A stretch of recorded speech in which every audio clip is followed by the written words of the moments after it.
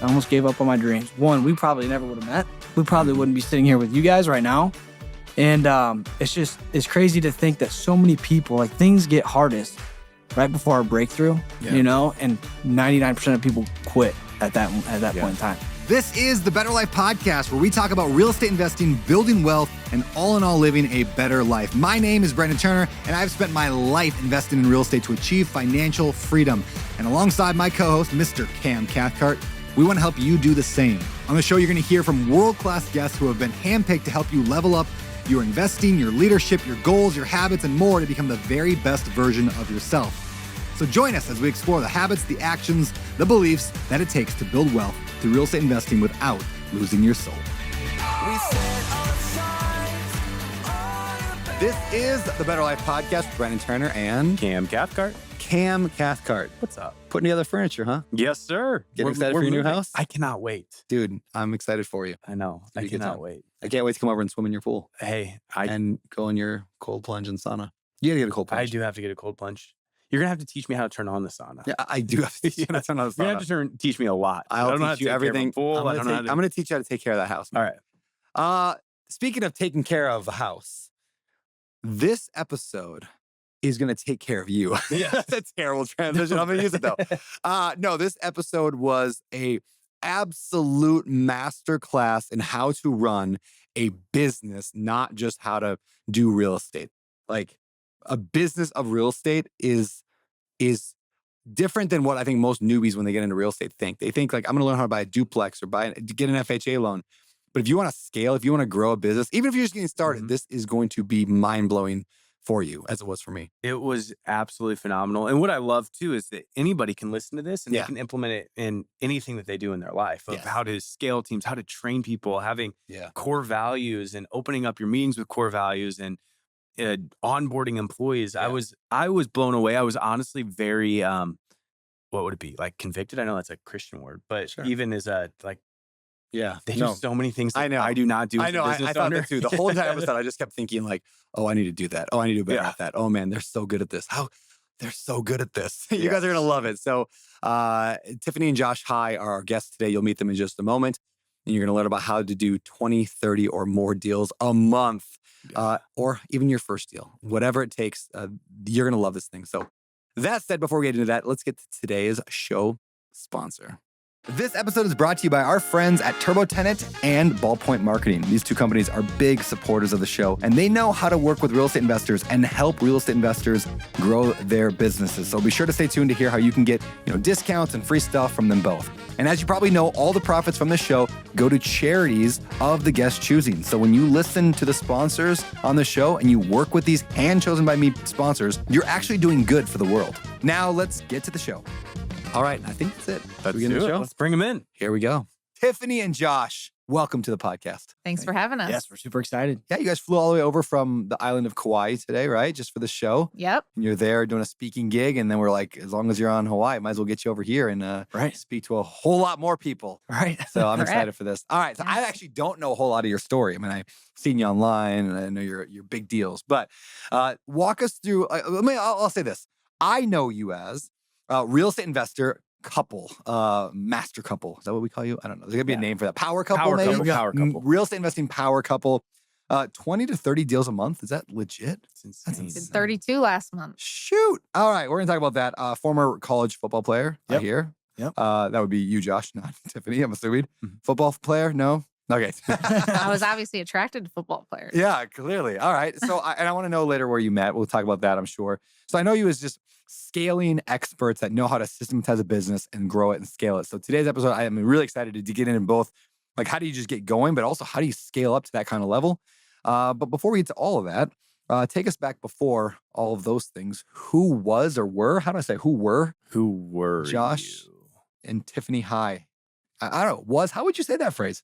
Who was or who were? Who were when you're Tiffany and Josh High? Yeah, that's perfect. Yeah. Okay, we'll go with that. Who were? That feels really weird to say that. Who was? Who was, I think, sounds more normal. Who was Tiffany and Josh? I know. Hey, somebody listening to this podcast right now, in the comments, if you're like on YouTube, let me know. Is it were or was? Let me know. Who were or was Tiffany and Josh High? Well, we're both from the Midwest. I'm from Northwest Ohio. He's from Central Ohio in the Columbus area. Okay. So I grew up on a pig farm area.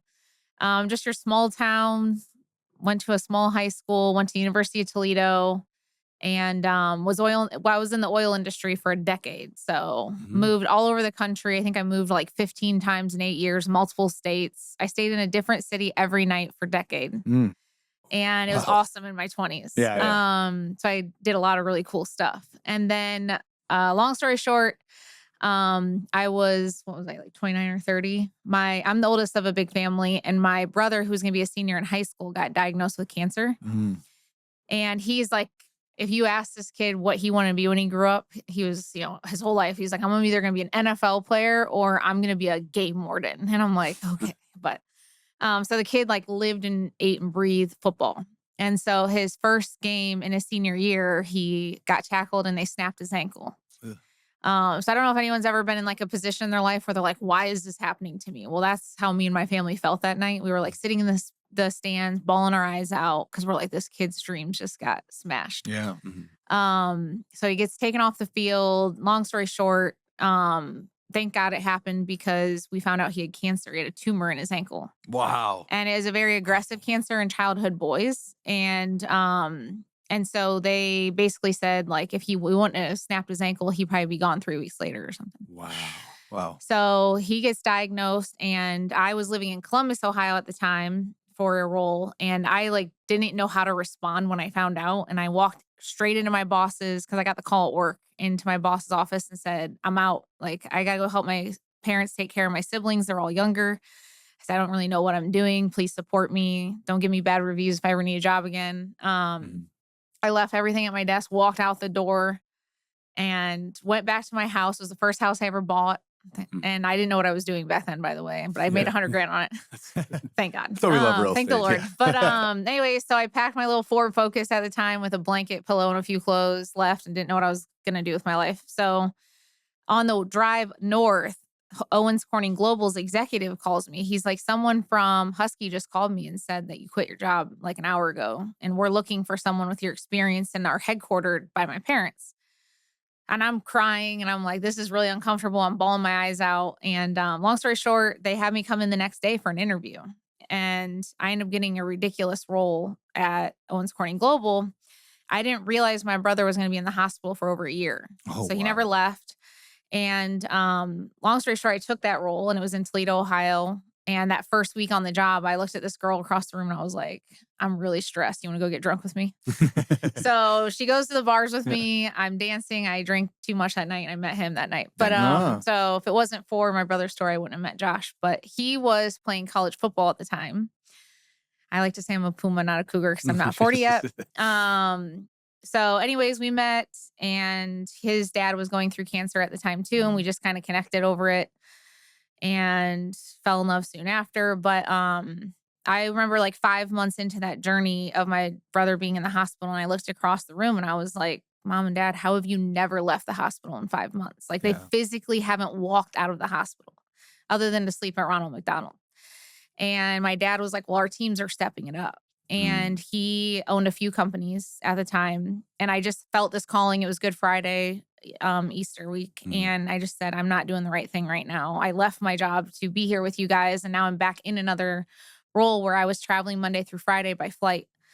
And I had it just called upon me to leave. And then I didn't know what I was going to do with my life. I didn't like leave my career because I didn't like it. I loved it. And I didn't even know about real estate. So I was like, I tried bartending that lasted like 2 hours. I tried nannying that lasted like less than 24 hours. And then I sold rodent and fields, like an MLM, and I drug him into it. That was an experience. A bald man trying to sell skincare products. We're like the top sellers of skincare. That's funny. And then I was private lending. When I say private lending, I was like lending my $15,000 corporate bonuses to my cousin who was flipping houses. So I'm bored. I call him one day and I'm like, I don't have a job. Like, can I come see this house I'm lending on? I want to learn about this house. Walks me through. I see the before and afters. I'm like, you're making 80 grand on this? I'm like, if you can do this, I can do this too. So he told me, I was like, how did you learn how to do this? And he told me the program he was in. So I didn't question. I maxed out my credit card that day. And it took us 6 months to find our first deal. But once we found that deal, we did 40 the next 12 months and 165 the next year and 300 the next year. And it's been history ever since. But How long have you guys been doing it? It's 2017. 2017? Yeah, 2017 is when we jumped in. Yeah, that's insane. Well, meanwhile, so I like she mentioned, I played football at the University of Toledo. I was a walk-on that ended up earning a scholarship, thank goodness. But at the time, like my entire dream was to play Division I college football. Didn't necessarily think I'd ever go to the pros. I wasn't the biggest. I wasn't the fastest. I wasn't the strongest. I was always the smartest. So I had to anticipate everything. That's how I made plays, basically. So when we had met, I was still playing ball at the time, and I was going and getting my degree in civil engineering. And so one thing about that experience is, when you're a walk-on, the odds are against you. Yeah. Right? The scholarship guys get 50 shots to your one shot. And I'll never forget, my first season, I did really well. I was redshirted, wasn't going to play. But I did like my year-end review with the coach at the end of that season. They said, if the season started today, you'd be playing on every single special team. And as a walk-on, that's music to your ears. You prove you can play on special teams, then you get a shot in your position. So fast forward to the next season, that coach ends up leaving, goes to Northwestern, becomes the running back coach there. New coach steps in. I got to prove myself all over. I get my one shot. I don't capitalize on it. Now I've got my roommates are in my ear. People back home are like, see, I told you couldn't do it. You've got all this negative talk, all this noise, right? And got to the point where I almost gave up on my dreams. And I think this also plays a role as an entrepreneur or anyone who's like looking to get into real estate. At that point in time, I reached out to someone who already been there, done that, which was my position coach, Division I college football player, executive for commercial contractor, which is what I wanted to be at that point in time. And so I reached out to him and he said, football is going to be a memory of the past. Like, you have to understand that you're here for a bigger purpose. So lock in, focus on doing your best in school, control the things that you can, and who knows what will happen. And so I prayed on it for a little bit, and for whatever reason, it was a very easy decision for me to go to Toledo versus any other school. And so at that point in time, I made the decision I was gonna know the plays better than everyone else. I was gonna be in the gym more than anyone else. I was gonna be the best student that I could possibly be, and just beat everyone at those things that I could control, and no longer point the finger at anyone else for my shortcoming. Fast forward to the next season, I got my opportunity. I ended up starting on every single special team, and for later on ended up earning a scholarship. But what's crazy is if you think of that moment where I almost quit and I almost gave up on my dreams, one, we probably never would have met. We probably wouldn't be sitting here with you guys right now. And it's crazy to think that so many people, like, things get hardest right before our breakthrough, and 99% of people quit at that point in time. That's so true. Yeah. So when she quit her job, I was already in commercial construction, and I was like, oh, great. I'm going to help manage the rehabs. I've got all this experience already. And we thought it was a construction business until we realized real quick, rehabbing houses is not a construction business. It's a sales and marketing business. Yeah. So when we really focused on mastering those two things is when the game really changed for us. Before I get into the first deal, specifically, your brother, what's the end of that story? He's a survivor. He has one leg now. Really? He went to school to be an electrical engineer. Moved to Nashville, fell in love with this girl. Now he's back home and he's an entrepreneur now. Oh, cool. So he's figuring life out. I told this story before, so I won't rehash it all right now. But essentially, my wife's mom got cancer when my wife was in high school. And because of that, my wife delayed going to college. And so her mom got healed. I mean, completely 100% healed after that. But even though she was given like 6 months to live, right? But because of that, I met my wife. I would have never met my wife had it not been for the cancer. And it sounds like the same thing with you guys. Yeah. Is if we don't always get to see those things in our life. Right. And it's a good reminder that like when we the very rare moments where we do see the purpose or a purpose in the pain, it's like, oh, that's right. Maybe there's a bigger plan here. Yeah. So I hold a lot to that. Well, let's go to the first deal question, brought to you by firstdeal.com, which is my company where we teach people how to get their first deal. Do you have firstdeal.com? Yeah, do you know that? About the domain name. How much? 13 grand for that domain name. That seems like a cheap. I thought so too. That was for 13 grand. They asked like 24 and I got them down to like, I asked 9. For you. I know, look at that. Firstdeal.com. Anyway, we teach people how to buy their first deal. Yeah. It's very, very like beginner focused, how to get your first deal. So anyway, that is now the sponsor of the first deal segment. That was way longer than I meant it to be, but whatever. We'll roll with it. Tell us about your very first deal. So it took us 6 months. 6 months to get our first deal. And we didn't quite understand the numbers in reverse engineering at the time. And you guys were in a course to like learn how to get your first. We were in a big coaching program. Cool. Okay. Yeah. We just weren't taking the consistent action necessary, right? I mean, we were handwriting. Let's be real. I just wasn't listening. Right. Yeah. We were I was gonna say this is one thing I teach all the time to people, and so do you. I know, and so do you guys probably. Is like you really have to like shift. Like you have to become a real estate investor, like identity-wise, before you get those deals, and that doesn't happen overnight. So you can be given a book with all the answers on how to do it, but it takes 6 months or a year sometimes to get up here, like our brains to work the way that an investor works. So. I remember it used to be at work and I'd be like, the sellers are calling us for my mail. And I'm like, hey, let it go to voicemail. I'm scared to talk to them. So I'm like, no, I walk out of the office. I'm, hello, trying to lock those deals in. Yeah. All right. So it took you 6 months. Yeah. So we were handwriting our own letters that we were folding ourselves, putting in envelopes and sending out. So you can imagine the kind of the volume that it takes to, I mean, you've got to send 7,000 pieces in order to get a deal. So that's why I think it took us so long. Not only that, when we had these leads coming in, we weren't trained to convert those opportunities. Yeah. Like we focused on, okay, here's the marketing. We did the marketing, but now there's this whole other skill set from a sales perspective that we had to master. So when we first started getting those calls, we recognized, okay, we're not converting these. Let's go dive in. So we went to go study some NLP techniques, neuro-linguistics programming. And there were 3 things that we had practiced. It was adverb presuppositions, embedded commands, and tie downs. Oh, yeah, you got to walk us through those. So an adverb presupposition is like the ultimate assumption. And you'll hear people say, obviously you would want to have more freedom, more time. Yep. Right. So the obvious piece is the adverb presupposition. Okay. Yep. Embedded commands is truly what it sounds like. I'm telling you to do something. So obviously you're going to want to sell. That would be the embedded command. And then the tie down is right. So then people have to say yes. Yeah. I'm like, yeah. Exactly. Yep. Okay. Yeah. So Smart. we actually practiced those things. We would write down sentences that could come up. Every single day we would practice, and it took about 10 days of consistently practicing this. And then I ran my first appointment after learning these techniques. Seller wanted like 50 or 55,000 for a house that was worth that.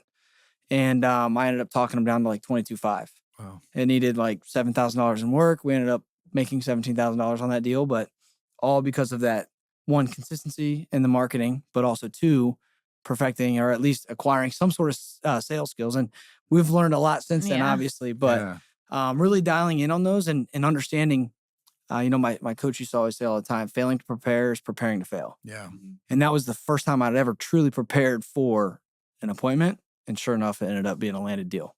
Wow, that's an amazing story. I love hearing that. Like that idea of deliberate practice is something that we do not talk about very much in business, especially in real estate. Right. Like who sits there and practices sales? Right. Like and things that could come up. You know what I mean? Even though that's like the most important thing is talking to a seller and getting a deal. How many people listening to this show has ever sat down for an hour and practiced their sales and their scripting and how to answer objections? I haven't. I hire people maybe that hopefully do, but I don't even know. Do I even make them do it? Yeah. I don't know. I don't think so. Yeah. The way I like to look at it is look at your most elite athletes. Yeah. The Michael Jordans, Kobe Bryants. Do they skip out on training on a daily basis? I know. LeBron James. Right. Yeah. You said he does skip out? No. You just didn't say him, and I wanted to make it clear. He is an elite athlete. He thinks he's in the top athlete. I don't agree, but whatever. You can have your wrong thoughts if you want, baby. All right, so that's the first deal. So you got that deal. Like, what did that make you feel like when you got that done? Was it like, oh, okay, we can do this? Real. Like, this actually is real. works. Self-belief. Yeah. I'm such a big believer. I'm like, I don't even care if people make money in their first deal. Like I was telling you, he's like, don't lose money. But like, I don't care if you make $1 or $100 or 10,000 or 100,000. In fact, it's almost dangerous to make 100,000 on your first deal because then you think it's easy and it's always going to be that way.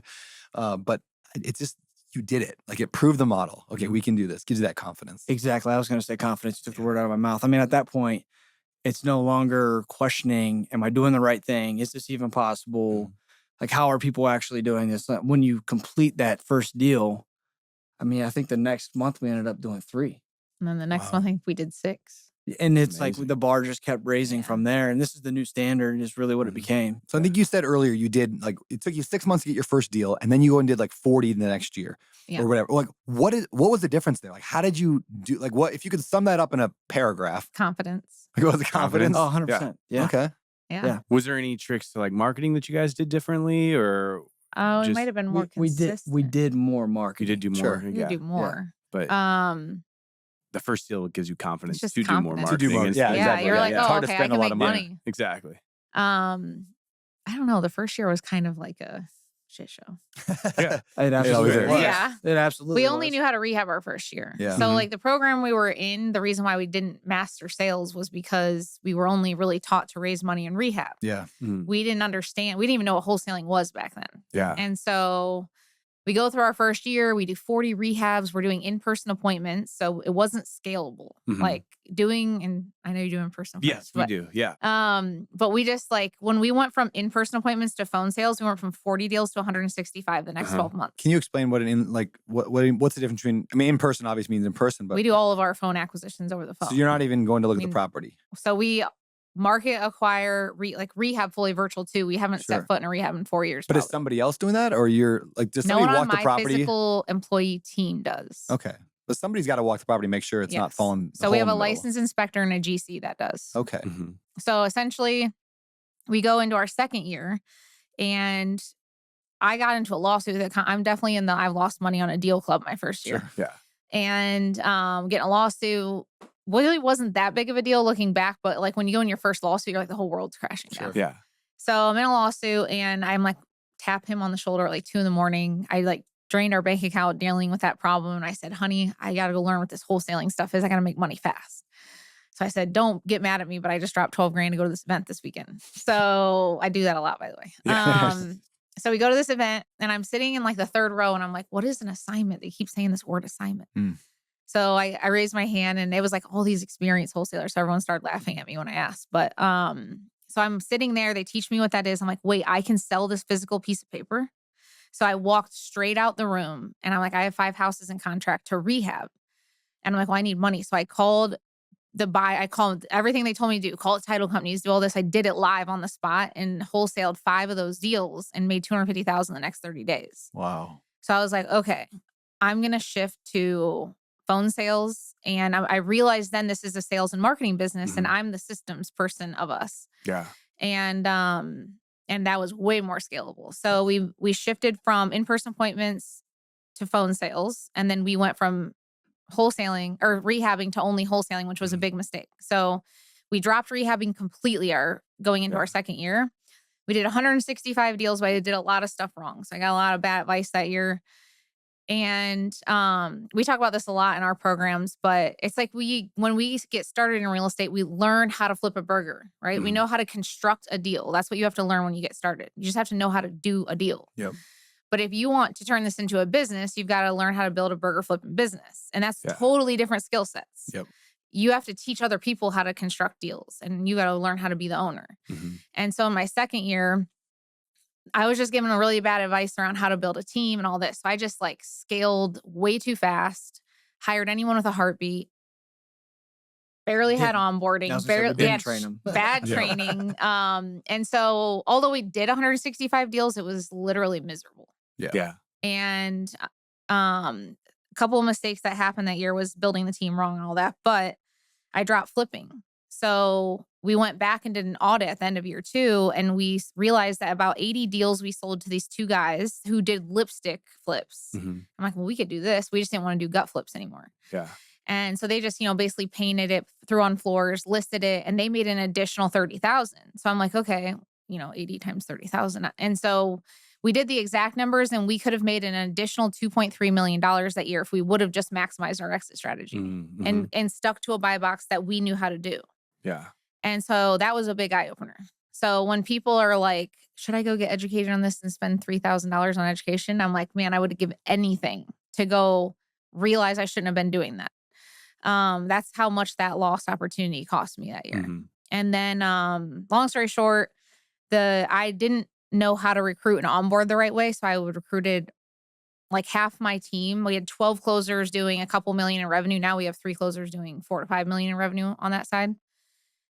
So we just didn't onboard them, train them right. And then I woke up and I was like in deep depression one day and I couldn't get out of bed. I just was like, these roller coaster months gave me pure anxiety, panic attacks. Thankfully I'm married to a very even calm guy. But I couldn't get out of bed. And then finally I called my mentor one day, like on a Sunday, and I was like, I can't do this. I don't even care how much money I'm making. This is horrible.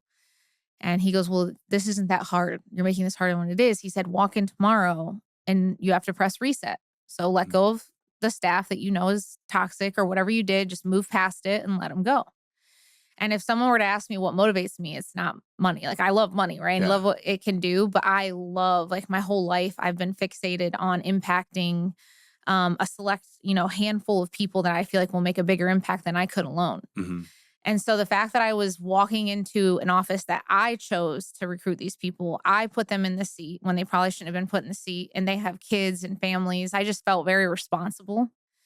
And I did what he said. I always listen to my mentors, and I went in, let go of 3/4 of my staff, and I attempted suicide that night. Really? And anyways, I get in the hospital for a week, and I get out, call my parents, and I'm like, I'm mentally unstable. I'm moving home. And we were engaged, weren't we? Yeah. And I just remember my dad, he's like, go upstairs and shut the door. So I shut the door, and he's like, I didn't raise you to be a quitter. And I'm like, I almost died. You sure you want me to keep going on this? And he's like, well, now you know what not to do. So he's a business owner. So he's like, now you know what not to do. Keep going. And so I go downstairs. I'm like, Josh, can we keep going? And he's like, yeah, let's go. What was going through your mind in that period? Like when you found that out that she... So the biggest thing, one, I believed that this was the vehicle. So I was very convicted in that. But I wasn't going to pursue it at the cost of that. Yeah. Right. But when she came down and she said, let's keep going, I had 100% faith and confidence that I could make this happen, that we could make this happen the way in which we've always dreamed of being. Yeah. Mm-hmm. So it was just a matter of getting back to work, and similar to the experience, I felt like I'd already been through something like that with my football experience. Yeah. Mm-hmm. Like I knew that it was always hardest right before your breakthrough. And I felt we were right there at that point in time. Yeah. So it was keep digging, right? Keep going. Well, before we get into the how you rebuilt from that moment, I'd love to hit this week's show sponsor. And specifically, one thing we do on the show is we donate 100% of the profits of the show to a charity of the guest choosing. So where are we sending the money from today's show? So I told Stetson I would like you to pick somebody that follows you that's been impacted by the hurricane and give it to them. Oh, okay. That's awesome. Yeah, that's awesome. Yes. Thank you. I will, we'll do that. We'll put a thing on my Instagram and when the show comes out, and we'll announce that and go that route. Cool. Appreciate you. All right, so picture this. I just signed a lease with a tenant. They seemed great on paper. Then a few months in, everything kind of started going sideways. Suddenly, they're missing rent deadlines. There's a broken window. The neighbors are complaining about them. I realized I'd put someone in my rental property without properly screening them, and now I was living a landlord's nightmare. But lucky for you, you don't have to make the same mistakes as I made early on because you have the luxury of using TurboTenant.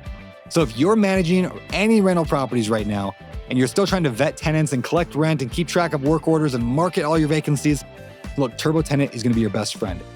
It's an app that allows you to do all of that and so much more, all in the same platform. Plus, it's like stupid cheap, like seriously less than your Netflix subscription. I don't even know why it's so cheap. And if you want it even cheaper, I got a discount for you. Just go to turbotenant.com/betterlife and use code Brandon10 for 10% off. Or go to my Instagram and DM me the word toolbox, and I'll send you a link to a bunch of cool free tools that they have, like the rent estimator, financial freedom calculator, and more.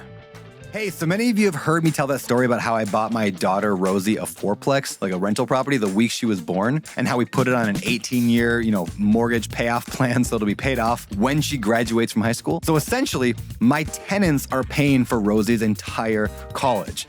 Now that's pretty awesome, right? Not to mention, it's also making almost like $1,000 a month in cash flow. That's double awesome. But I don't think I've ever shared really exactly how I found that deal. So here goes. I found it through direct mail marketing. And here's how. I simply built a high quality lead list of a lot of names and addresses of potential sellers, and I sent out a whole bunch of mail to every person on that list. And then I talked on the phone to a ton of people, and then I finally got one person that was interested enough to sell me the property, and I got a deal at a great price. So building that giant lead engine like that, it works, but it takes a ton of time, knowledge, and effort, which can really slow down an investor's growth, which is why I reached out to my friend Ryan with Ballpoint Marketing. I asked him to sponsor this show because they're the best at doing everything that I just talked about. Like, they're literally going to help you build your entire lead engine. You're going to get a one-on-one call where they're going to help you figure out what you want and then build your lead list for you. Their robots are going to handwrite the postcards with a real pen, which is super cool. They're going to send them out, and they'll even answer the phone calls for you. Plus, they'll help you track it all inside of a CRM that they create for you. I know, it's crazy, crazy awesome. And it's going to help you land way more deals consistently. And because you're awesome and because you listen to this show, you're going to get a discount when you tell them that I sent you, or just use code Brandon when checking out with them. I love Ballpoint Marketing and officially recommend them to all my friends and masterminds. So if you're ready to kick your deal flow up a notch, getting more quality leads without pulling your hair out, just go to ballpointmarketing.com/betterlife. Or just shoot me a DM on Instagram with the word ballpoint, like one word, ballpoint, and I'll hook you up with them directly. All right, so you got back into it. You said, I got to change all this. I got to do this differently. What do you do? What's step one? Rebuilding your business. We were fortunate. We had a family friend that had built phone sales floors. They weren't even from real estate. Mm-hmm. And when we realized this was a sales and marketing game, we're like, how do we perfect the sales? Because I know if we can build sales teams, we'll win at anything moving forward. And so what we decided to do was split roles and responsibilities. I was responsible for rebuilding all the systems, marketing, all that. So literally I crashed my whole system to the ground, rebuilt the whole thing, while he then rebuilt our whole recruiting, training, onboarding system, all that with him. And he rebuilt the sales team while I rebuilt the back end. And it took us about 90 days to do. And then the next 12 months, we did 300 plus contracts. And was this when you stopped going to in-person appointments? No, we stopped our second year. You were already okay. Yeah. Yeah. Gotcha. The biggest thing is, Tiff talked about her extensive corporate background. Yeah. When we crashed everything, we realized that we were running this like a side hustle. Yeah. And we looked back at our corporate experience. We said, well, how were we onboarded when we were in the corporate space? Yeah. It's like, these guys have been around for years. They do billions of dollars. Like, they obviously have figured something out. So we asked ourselves, why are we not providing the same type of structure, the same type of onboarding, training, and management processes? Great question. And so we went back to the drawing board, and with the help of our family friend, we put a lot of that stuff in place. And when you read about the smartest, richest people in the planet, they're really good at one thing, and that's building talent. Yeah. And so that's what we got really good at. Yeah. What does that mean to build talent in your, how do you do that? So we just put in really good recruiting processes to weed out. Because I look back at the team we had built before, and if I would have had a solid recruiting process, they would have never made it to my office in the first place. Yeah. Mm-hmm. So we built an entire recruiting process, and we're very strict on. We have 4 interviews. We're really strict on how those get constructed. How do they get weeded out? Who's the fit? Who's the not? What do we do in those interviews? All that. Well, I think it's having clarity on the criteria that you have in place. Yeah. If you don't know what you're looking for, and you don't know what you don't know, it's like, oh, you seem like a pretty cool guy. And we've had a great conversation. You're hired. I like you. I like you. So let's hire you. Okay, tell me this, because I have a business similar to your guys's. So you're looking for an acquisition manager. Where do you start, and then how do you interview them? What disc profile? Or I saw you guys have a personality profile that you guys like. We don't hire based on it, but you don't. What do you guys look for when you're like? What does that look like? What's the structure look like? A few years ago, we had top performers, and we still do, top performers on our acquisitions team. And I was like, I'm going to go crack the code. Everyone's going to take the predictive index test, which is a behavioral assessment. And I said, I'm going to find the common trait, and I'm going to tell everybody about this. And everyone took the assessment. Not a single person shared a profile. Really? I'm like, what the heck is going on here? Okay. So then the more I talked to people about this, what became clear to me is that there's a famous quote by Michael Jordan's coach, and it goes from when he was at the Bulls.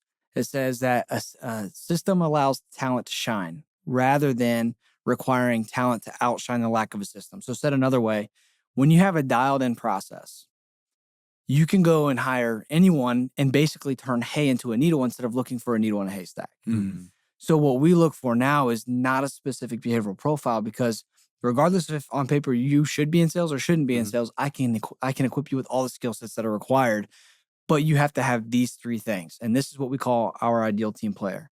First and foremost, we've got to be a core value fit, because if we're not, it's not going to work out. We're going to constantly push back against each other. There's going to be toxicity, right? Secondly, you have to be coachable.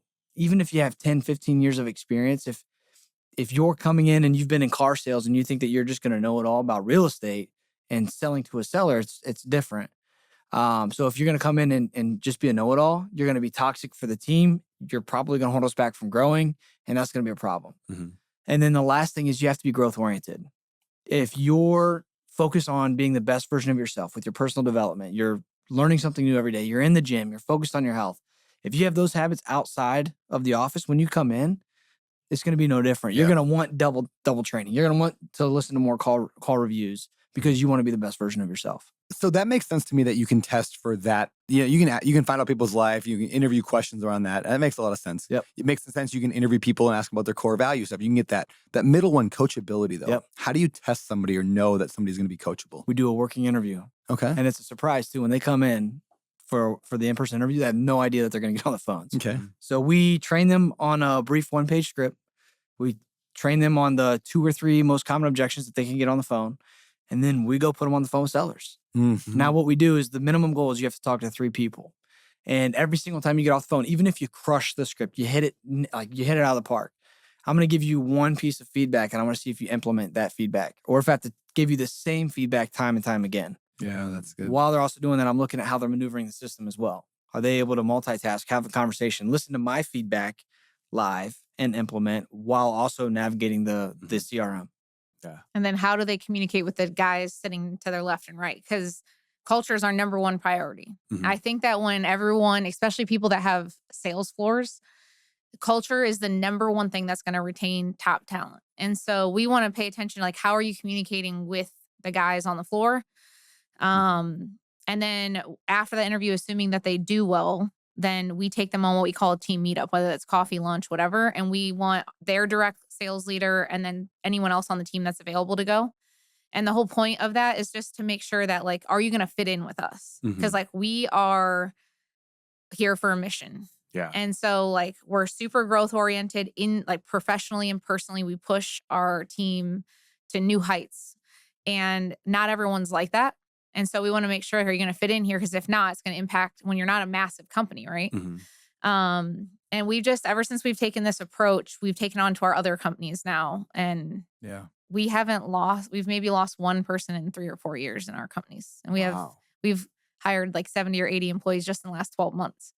Yeah. And so, I don't know. I just think that people take culture for granted. And I think it's because a lot of times they leave a company or they left a career because it was toxic or they didn't like their boss or they were capped on growth. And then when they come to go build a business, they forget that they left that company because of that. And then they don't realize that they have to go focus on that to build a business. They think, oh, if I construct a deal, you know. Yeah. And so what happens is, you know, they go into these roller coaster months. In order to build a business, we got to become the leader that deserves a business. Yeah. Are you getting your people from like Indeed, LinkedIn? Are you hunting them and bringing them in? Are they coming from applications? Like, what does that look like in order to hire people? Like maybe specifically the role that Cam was talking about, but also just any role. Like, how do you find people top of funnel? So we've transitioned more to hunting. Okay. We used to do more of the traffic. So like, and I'm sure you probably know the difference where you just post a job description and you're hoping that people come see it.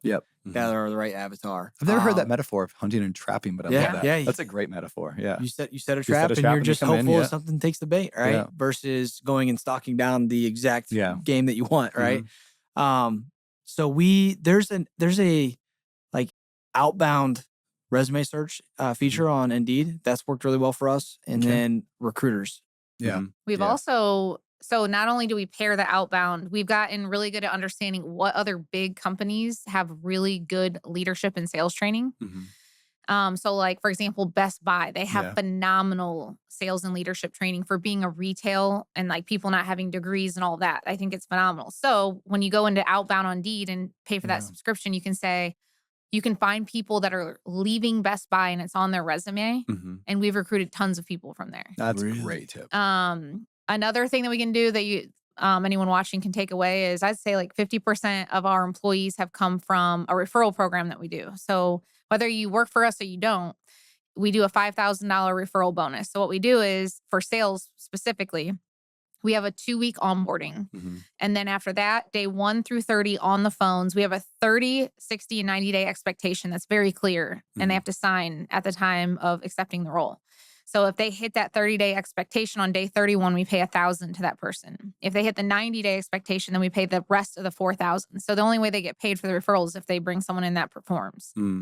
And then obviously if they're here for 90 days, they're a great fit for the company because we would have weeded them out by now. And the alternative is that we're going to pay a recruiter more than that anyway. You know what I mean? So it allows if you think about it, our team attracts typically their circle is like them, right? Yeah. And so we'll do like funny TikTok challenges or reels or whatever. And then we'll tag them on Facebook or Instagram. And we say, hey guys, share that onto your feeds. Mm-hmm. And then what happens is their friends and family are watching all the time being like, your workplace looks like so much fun to work at. Clever. And so they'll DM them and be like, are you guys hiring? Yep. And then they'll get to refer them and make, an extra 10, 15 grand a year just by referring talent to us. Yeah. That's wild. I love it. And are you overseeing that like 30, 60, 90 day process? Are you onboarding everybody or do you guys have? So I have a sales manager in place now. Yeah, that was my role prior to bringing him in. Yeah. So we have a very thorough 14-day onboarding process that we plug everyone into. It's the same onboarding process. And the sales manager sits with them, breaks down calls, does call reviews with them in their first week every day. Then it goes to 3 days the next week, then it goes to 2 days the next week, and then it's a consistent weekly one-on-one with them. But yeah, he's the one that's overseeing that. Did you build out that 14-day onboarding? You're like, that's one thing I always think, I should really onboard my people. And then I'm like, I don't have time to onboard new people. And so I just don't, that's clearly what it is. Like, it's like, I need my people to to build the onboarding. So though I do, like I was watching a YouTube video. It was talking about Elon Musk when he took over Twitter, which has gone down a ton since then. But one of the things that they said when he came in, he was like, we're getting rid of all the KPIs. He's like, I just want good people doing really cool things. And in his town hall meeting or whatever he had with them. And I've always thought that somewhat with employees, like, hey, here's the goal, buy houses. Like, I don't care how you buy them, and I don't want to manage you. I just want you to go buy houses, which is not working completely. We buy enough, but if you want to scale to 300 a year, this is what it takes. It is what it takes. So I think it's scaling anything, really. I mean, every philosophy we've built now in that company, we took into our other companies that we've built. Yeah, because it's a pattern. I always say, you could drop any great entrepreneur into any other business, and they're 99% sure going to crush that business. Doesn't matter. You could drop me into a dog walking business, and I'd probably do pretty well. It doesn't matter. You just learn these things, and you can translate it. It's like the best skill. So I want to talk a little bit about how you get leads at that scale, both how you did and how you do. So this is the we'll call it the Deal Flow segment, brought to you by DealFlowRealEstate.com, which is Cam's business. Yes, it is. So tell us about Deal Flow. How are you getting those direct mail you mentioned? Is that still happening? So back in the day, I think a lot of people get into real estate, which is fine. We all start somewhere where you have someone and it says, hey, buy this list, skip trace this, get on the phone, talk to sellers, right? That's how we get started. Yep. And then, we used to crush the texting and cold calling back in the day, but then we saw the writing on the wall when 10DLC came in and all these carrier laws. And so I used to do marketing back then. I looked at Josh, I'm like, if we don't adapt to what's happening in the industry, we're going to die off. Yeah. And so we started heavily shifting towards inbound. That's when we started direct mail and all that years ago. And then it's been pretty, and I can tell you just from having a big community that it's not a matter of if you're going to get sued, it's a matter of when you're going to get sued if you're still texting. Yeah. Yeah. And cold is cold for a reason, right? It's a month up, 2 months down, 1 month up. I haven't met anyone in the industry that is consistent who only does outbound marketing. And so we really shifted towards an inbound, and then the writing was on the wall. We were like, wow, this is great. We can less leads to get a deal. It's more consistent, deeper spreads. And so we started shifting, and then we just kept taking on and mastering one channel at a time. And Josh knows more about marketing than we do today. So right now, we're doing heavy direct mail. Last month, we sent out over 120,000 pieces of mail. Who do you guys use? Or do you have your own? A mix of a few different mail houses. So Art Print Mail is one. And Yellow Letters is the other that we are actively using right now. Gotcha. I just started with Ballpoint, just down in Florida, we're mailing about 5,000 a month. And so it's a all little piece of yours. It's all handwritten stuff. It looks handwritten. Yeah, but it's got the robot hand writing thing. That whole. Do you guys do postcards? Do you guys do letters? Do you guys mix it up? So we've been mixing it up recently. Check mailers have been the best performing for us. Yes, that's what everybody says. Yes.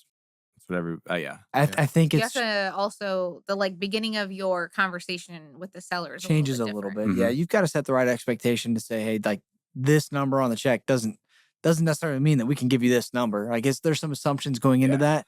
So we just plant a seed and we set expectations and we go through our sales Is process. it a fake check or the real? It's not a real check. No, No, it's a fake check. Yeah, Talk me through that, because we did it once, and honestly, just the feedback was terrible. Well, you said we were going to pay this, and I didn't feel comfortable with it. So how do you guys really quickly at the beginning of that conversation change the tone of that conversation? And for people that are listening that don't know, typically, are you guys doing like 70% of the estimate on those checks, or what? So it depends on the market, and this is why it's really important. What we love about RI Print Mail is that they have a coach that can talk through, hey, there's this many people that we know are actively mailing in this market, and these are the price points that they're sending these soft offers at. And at the end of the day, with the soft offers, you want to be the highest one to get the phone call. Yeah. Right? If you set it at 70% and I'm at 80%, they're going to call me and never pick up the phone to call you. And that's a big problem, right? So having a coach is very important in that regard. When someone calls in, after we do our intro, we simply just say, hey, Cam, just to let you know, our marketing team, when they put that number together, it took into, it made some assumptions, assuming that the property needs little or minor repairs in order to bring it up to full market condition. So then they're like, oh no, mine needs a lot of work. and so like if at this point in time, if they start, well, it's got to be this number or it's got to be more. It's like, hey, it totally depends on the property condition, which is why I need to take 5-10 minutes to ask you some questions about the property condition. I'll take that back to my financial partners and they'll let me know if we can do more, if we can do that price or whatever they say. So once you plant that seed, that opens it up for the conversation at that point. Do you have an approximation on what it takes? How many direct mail, how much direct mail does it take to get one deal? For somebody who's listening who's brand new, they just want to get their first deal. Yep. So for us internally, it's 31 call-ins. Okay. It's about 8 quality leads. And we classify a quality lead as someone who wants to sell. Right? It doesn't matter if it's retail over retail or at a discount. If someone says, I want to sell, and they don't say, take me off your list, that's what we classify that. So, okay. 31 call-ins, that's including take me off your list. Yep. And then how many letters does it take to get 31? Want me to break down the math? If you have it. I'll look it up in a sec. Yeah, I would love to I'll tell you the math. And then what does it actually cost? Is it $3,000 for a deal at the end of the day? Is it 10 grand? We're roughly around $4,500 to $6,000. Okay. Cost per contract. Okay. Yes. Do you have a breakdown? Sorry, this is getting really in the weeds. Yeah, but I love it. Hey, I love Do you have a breakdown on like PPC, PPL, So, direct mail? So here's what happened back in the day. No one, when we got into real estate, taught us business practice. Yeah. And like when I was in year 2 and I crashed, I was like, why am I operating this way? Like in corporate life, we reverse engineer everything. We make things based on benchmarks, all this. So I went in and built a calculator that reverse engineers every marketing channel. I did a lot of due diligence with all of the vendors in the industry, trying to figure out, hey, what is your average customer? Like how many call-ins is it taking to get a deal? All that. So I built a calculator for my student base and I was like, hey, this is the average investor. And then I break it down and say, now if you've mastered sales and you're high at converting, this is typically what your numbers will look like. But when you go launch a new channel, you need to base it on what an average investor does and their conservative numbers so you know where to start. And I always say, like back when I was an oil trader, oil comes out of an ocean, for example. Then it goes on a barge, it gets to a refinery, it gets broken down, then it goes by truck, pipe, or whatever to the next location. When you go to launch that new market or that new terminal, you don't know if it's going to perform or not because you've never been there. But what you do is you say, hey, the end sales price is this, the tariff to get there is this, and you have to make educated decisions based on benchmarks. And so I built that for the industry and said, okay, this is what it should look like based on educated numbers versus just saying, hey, someone told me to do mail, so I should just throw some money at mail. And so I'll walk you through the, once I get to the slide on direct mail. Let me find it. So you were asking if we have a breakdown on the other channels? Yeah, just do you have your thoughts on what channel, like what's your cost per contract per channel? So let's see here. For PPC, I was using one company up until about April. Cost per contract spiked over $10,000, which for us is not not good. Paused that. Then we ended up going with another company that you and I had talked about earlier today. And we have been landing about 2 deals a month off of that with a $10,000 spend. So roughly around $5,000. Yeah.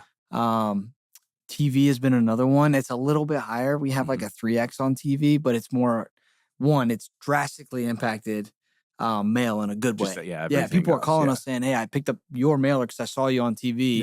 versus anyone else. Mm-hmm. So and it's you two together on TV? Correct. Okay. Yeah. It's the both of us on TV. So that has really helped. And so now what I look at is instead of just looking at TV on its own and mail on its own and PPC on its own, anything that has our brand on it. So all three of those, we look at a branded bucket as well. So as long as the overall ROI is there from the brand, then it still makes sense to do all three. Gotcha. Yeah. That's awesome.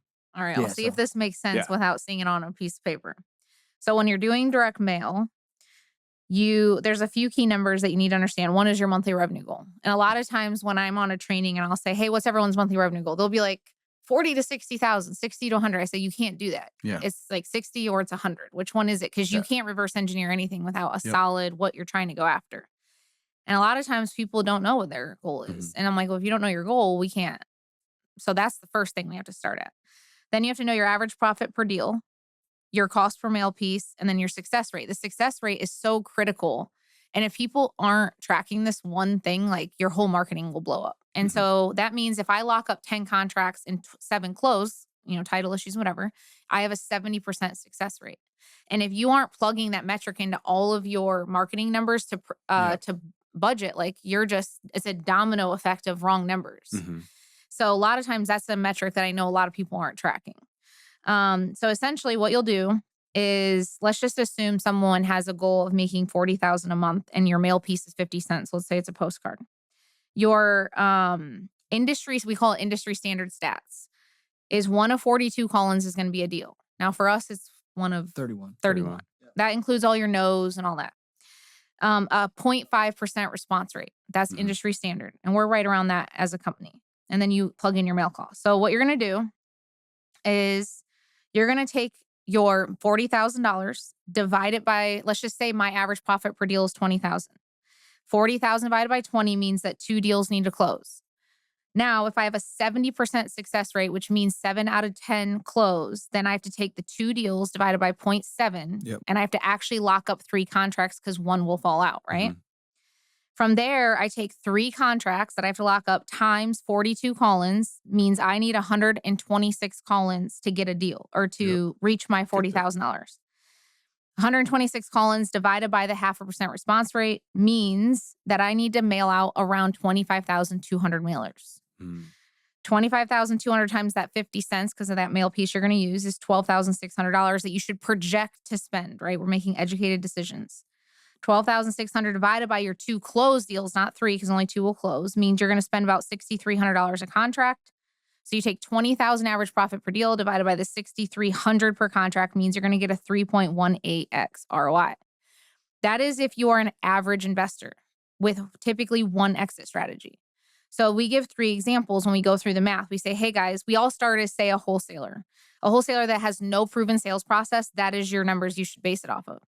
Now, if you have a mastered and acquisitions process, then you're typically going to have a better conversion rate than some. So we go on to, hey, now we're a wholesaler with a mastered conversion process. So I convert less, or it takes a lot less call-ins to get a deal. So if you use the exact same inputs, only that person now takes 1 of 22 call-ins, not 1 of 42. The domino effect down that means that they're going to get a 6x ROI. Now, if you have multiple exit strategies and you've mastered acquisitions, then you're going to get an 8x ROI and spend half as much money to get the same result. And so I always say this is a process, but we can't just be stuck in 1 exit strategy, or you're not maximizing your marketing dollars. We can't get anywhere without mastering an acquisitions process. And once you master both of those, you get to spend less money to make more, essentially. Yeah. And it's all just a numbers game. So to bring another context to this, this is the exact same process that we used to raise $485 million with open door capital. And people are like, well, how'd you do that? It's like, yes, my brand, it helped. And your other's brand helps because that improves your numbers. But we literally, like, for example, 2 summers ago, we had to raise $120 million over 8 weeks. And I just literally went to the team. I was like, all right, $120 million. We need to raise that. Average investor gives $120,000. All right. What's our conversion rate on calls when we talk to an investor? Oh, it's this percentage. Okay. How many actually fund? We just reverse engineered it. We're like, all right, we got to spend, we got to spend $1 million on ads in 8 weeks. We spent $1 million on ads in 8 weeks and we raised $120 million. It worked exactly the way we wanted. And so it's like shocking. And then you take each piece of that and you just say, I'm going to try to improve this. And so like the company initiative is how do we get our ad costs down from $10 to $8? And then and everyone was tweaking. This is how I built, Better Life, how I built Opener Capital, how I built the 50, 50 somewhat, first deal now. Like they're all the same thing. Like you said, business is business. You can apply it across the board. And nobody's taught this stuff. Like nobody's taught this stuff. Sales guys are taught this stuff maybe, and that's about it. I will say, like when you look at our industry, if I don't teach newbies today, but if I were teaching newbies, like I love teaching newbies. That's like my thing. The reality is like you want them to learn how to do a deal. Yes. And like if you're too worried and fixated on the numbers, you'll be like overanalyzing things, right? And so, but by the time people get to us, like we have to fix some of that because we're like, okay, now we do have to pay attention to the numbers if we're going to build this into a business. We can't just like try to do deals one off, And so typically people that come into our program, they're treating it almost like a hobby, even though they don't think they're treating it like a hobby. And so we have to instill all of this infrastructure from management frameworks, recruiting, onboarding, trainings, KPIs. Like that's really our bread and butter.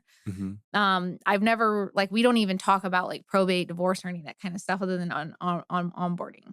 And one thing I was going to say earlier is there's some programs out there that say, oh, you should hire someone that's already making 6 figures who's got sales experience. We believe in the complete opposite thing. What we've seen when we bring in people already making 6 figures is they think they know something, right? And plus they're already like, if I'm not making 6 figures by this date, I'm out. Our top 3 closers who make a lot of money based on the volume they do, they came in, one was flipping burgers, one was working in an eyeglass shop, one was cleaning houses, one was sweeping sites for a contractor. None of them had sales experience. We want you to come in and we will teach you the industry and our process so that you know no other process. And in 14 days, after 14 days of onboarding, their first 30 days on the phone, our closers average 5 to 7 contracts in the first 30 days. Wow. And if you're not doing 5 contracts a month, you're not performing for us. So essentially, if you have really good onboarding and ongoing training, like you can turn anyone into an assassin. How many calls are your closers getting a day? Like new leads? Yeah. So as an organization, we're between 30 and 40 new leads a day. Okay. Yeah. So how's that work? Does the lead manager take those and then pass them off to one of the closers? So our new untouched leads is always first come, first serve. And the reason why we did that is because before the mistake that we made was everyone was either assigned to a lead or it was only for a select few people. And those leads would just sit there and they weren't getting called as quick as we wanted them to. So the thought process was, if you're available, the number one priority is those new leads. Yeah. I don't care if you're a follow-up specialist or lead manager or closer/acquisition specialist. Get on those new leads because they are hot opportunities. So you guys don't answer every call live, or? So we do for TV and direct mail. Okay. When they call in, absolutely a live answer. Yeah. But like PPC, they fill out a web form, right? Paper lead, fill out a web form. Anything else that comes in through the web or any kind of web form format is going to be obviously an outbound call. Gotcha. Yep. And then that's just first come, first serve. Well, do you guys get in trouble ever with your acquisition managers trying to take on more than they can because they want to make more money? When you say take on more than they can, you mean like just like first come, first serve? Like if that was me, I'd just be standing there like taking every single thing that comes in, even if I don't have the time to see it through. How nobody on our team owns a lead. Yeah, so no one owns a lead in our company. Oh, gotcha. So in the first 2 years, we made the mistake of like, let's say Connor calls that person first, his name's on it, now it's his lead. So he has to do all the follow-up. Yep. If you do that and you truly scale a company over the course of years, like there's no way Connor could physically ever keep up with those follow-ups. So we're doing the company an injustice by doing that in the system. That. So the other, like going back to I like to say my crash year because I did a lot of shit wrong that year. So that year I also built this like toxic environment because I was trained to make this shark eat shark environment where like everyone was after a lead. And I was like, how do I fix this? Because I'm an athlete and they weren't working as a team. So I'm like, how do I make them work as a team? And so 2 things. No one owns a lead. So once there's a process to it, but let's just say someone's actually going through the process. Then it goes into a certain status where, yes, no one can touch the lead because they're making them an offer or whatever. Once it goes in a follow-up, the follow-up specialist, that's their job to get them back on the phone, pass them to a closer.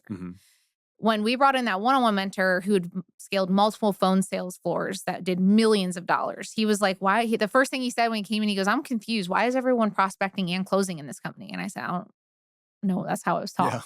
He goes, well, closers want to be closing and closers want to be closing. And if you don't have them just closing, because that's their skill set, they're going to leave because they're going to get burnt out. So I always describe follow-up specialists as piranhas. Like they love the chase. They hate the like emotional drawn out conversations, and they truly are two different skill sets.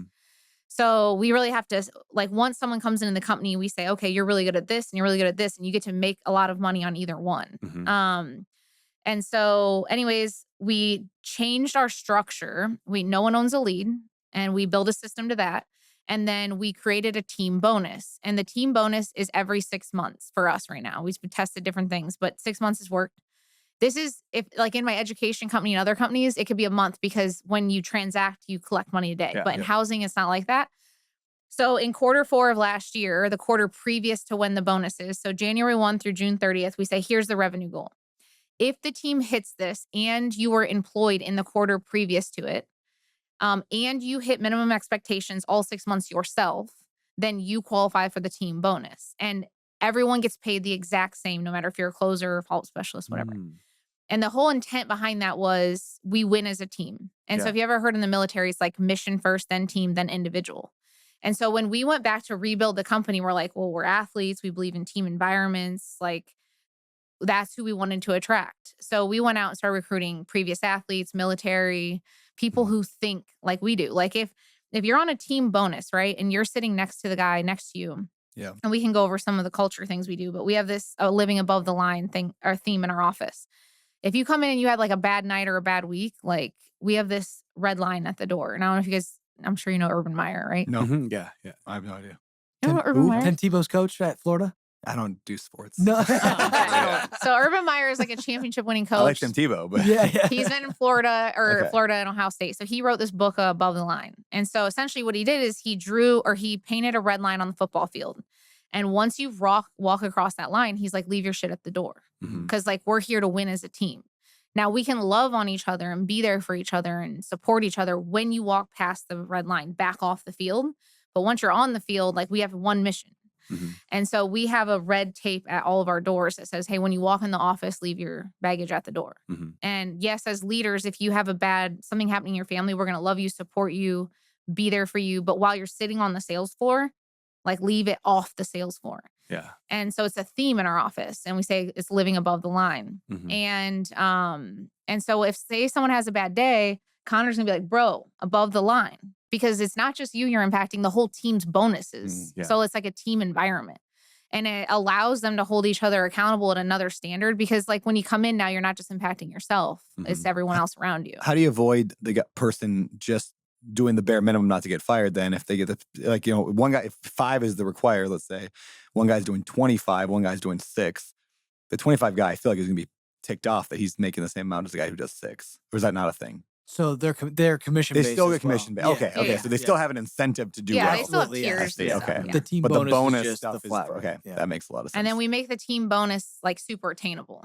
One lesson we learned on setting the bonus is like, oh, we're going to make this like far-fetched bonus. It was not motivating. It was like they'd come in, they're like, this isn't even real. Screw it. We're not going to hit this. So we made it like just a hair above all of their minimum expectations combined, because then every Monday they come in and the first thing they're saying to Sage is, where are we at against the team bonus? And it's very attainable. So it's very motivating for them.